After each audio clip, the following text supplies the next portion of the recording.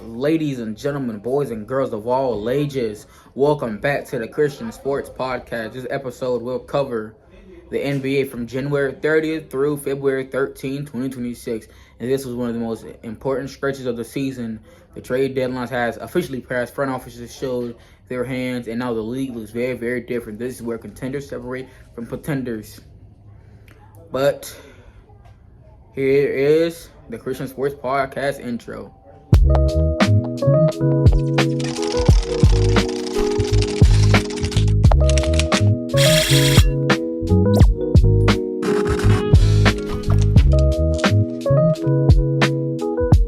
Here is the mid-season snapshot. Not exactly the game totals, but yeah.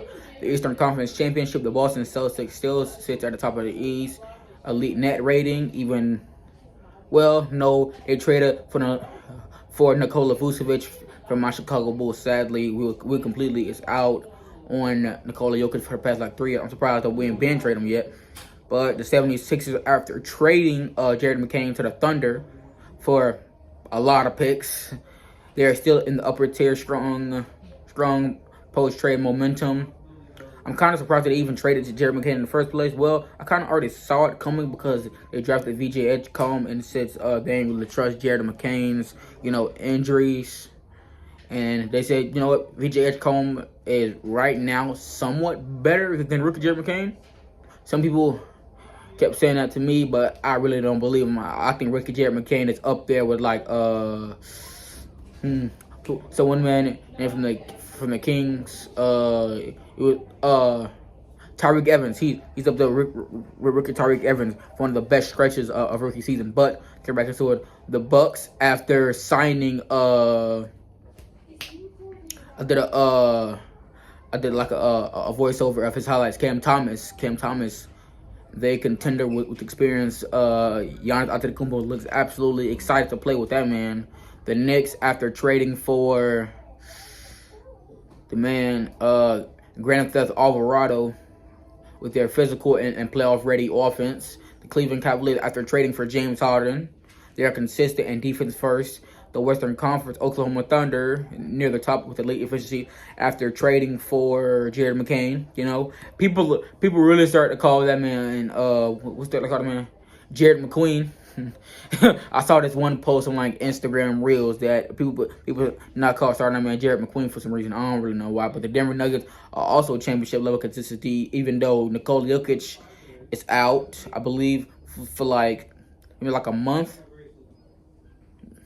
Maybe for like a month. But then the Minnesota Timberwolves, after trading Rob Dillingham for, I believe, like a bag of chips, they're still completely dominant. Defensive metrics is still basically letting the boys completely run on complete automatics. The Los Angeles Lakers, with their winning record and high variance. Don't forget about the Luke Kennard, which is a complete steal because they really needed some type of consistency. Also, they really need some defense. I'm surprised they didn't really go off and not talk about defensive players. Still surprised about that. The Phoenix Suns, with their playoff position, but completely uneven because them and the Raptors can kind of switch like interchangeable. I believe the Raptors are in the Western Conference. I believe so. I would hope so, because this will be very, very bad for me. But yeah, and here is the trade deadline winners. The Philadelphia 76ers. The Sixers were one of the cleanest winners. The clearest winners because they focused on depth, shooting, and lineup flexibility. No panic moves, just playoff insurance. The roster feels built for April football. Mostly, I would say they're winners because of the Jared McCain trade. I don't think Jared McCain was ever really ready to be on a team like the 76ers, especially since he's already kind of ready to kind of contend already with the Sixers. There is, but they're not. But also the 76ers, guard depth is completely deep. Tyrese Maxey, Jared McCain, Quentin Grimes, and plus Jared McCain. That is too much offensive talent and not enough defensive talent. But one of the reasons why it's one of the winners was most likely because of the Jared McCain trade. They got a lot of picks for him, and that is completely insane. The Oklahoma City Thunder, another one, because they, of course, got Jared McCain, and plus, they don't really need the picks currently right now. I do got them boys most definitely going back-to-back and winning the NBA Finals Championship. Quote me on that. The Thunder are most definitely going back. I believe going against The East is kind of completely. That's just. Oh no, just come back in around like Aprilish. Come back in like April. But they stayed disciplined, and instead of chasing the stars, they added defensive versatility and bench stability. Their biggest moves was not breaking chemistry and that mattered when you already lead the West. The Minnesota Timberwolves, they led fully into their identity, defense, size, and rebounding. Their moves didn't chase headlines; they chased matchups. That is a veteran approach. Trade deadline losers is the Los Angeles Clippers. The Clippers didn't solve their biggest problems. Bradley Beal continues to struggle with efficiency and rhythm. The roster still feels unclear in late games. Standing still in the West is still falling behind. Another loser is Phoenix. Even though Phoenix made some moves, the question still remains: who closes, who defends, and who sacrifices. The talent is most definitely there, but their identity is still feel unfinished. Another team is the Golden State Warriors. They face the toughest reality. Age, pace, and depth are completely catching up with them. Stephen Curry got injured. Jimmy Butler is still completely injured. We all kind of realize Kristaps Porzingis, aka Tingus Pingus, is always going to be in and out of lineups. This deadline did not provide a clear solution. Only short-term patches. Some teams clearly chose development over contention, and these teams are Portland Trailblazers because they focus on their youth with Damian Lillard injury.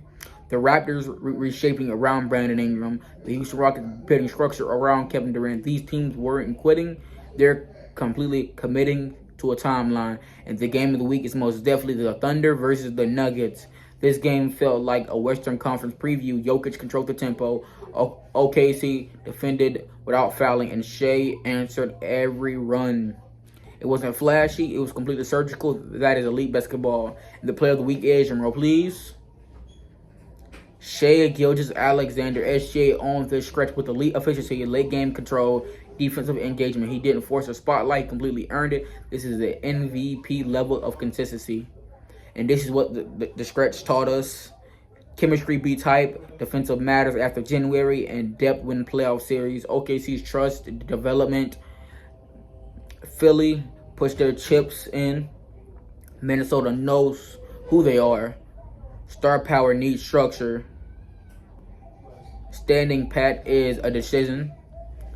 February explosive weakness, and the real season has officially begun. Looking ahead, now rosters are completely set. The margin for error is completely gone. And every game starts feel even heavier. But now let's get into something way more serious than just basketball. This is about the whole entire life we're talking about here. It is a Bible scripture of the week. To close the episode here, the Bible scripture of the week. Proverbs 16, verse 3.